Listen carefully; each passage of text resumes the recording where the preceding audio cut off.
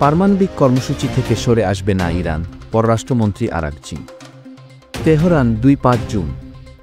যুক্তরাষ্ট্র ও ইসরায়েলের সাম্প্রতিক হামলার পরও পারমাণবিক কর্মসূচি অব্যাহত রাখার সংকল্পের কথা জানালেন ইরানের পররাষ্ট্রমন্ত্রী আব্বাস আরাগচি। লন্ডন ভিত্তিক গণমাধ্যম নিউ আরবকে দেওয়া এক সাক্ষাৎকারে তিনি বলেন, যে কোনো মূল্যে ইউরেনিয়াম সমৃদ্ধকরণ কার্যক্রম চালিয়ে যাবে ইরান।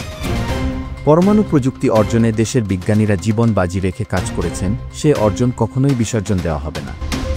তিনি আরও জানান, নিষেধাজ্ঞা ও চাপের মুখেও তেহরান নিজেদের পরমাণু অধিকার থেকে সরে আসবে না।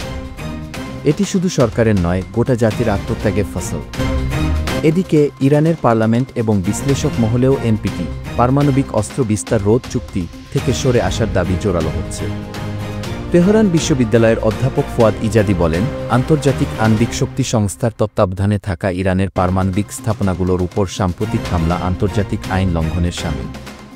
ফলে চুক্তির আওতায় থাকার যৌক্তিকতা হারিয়েছে। অধ্যাপক ইজাদি আরও দাবি করেন, পার্লামেন্টের বেশিরভাগ সদস্যই এনপিটি থেকে সরে আসার পক্ষে।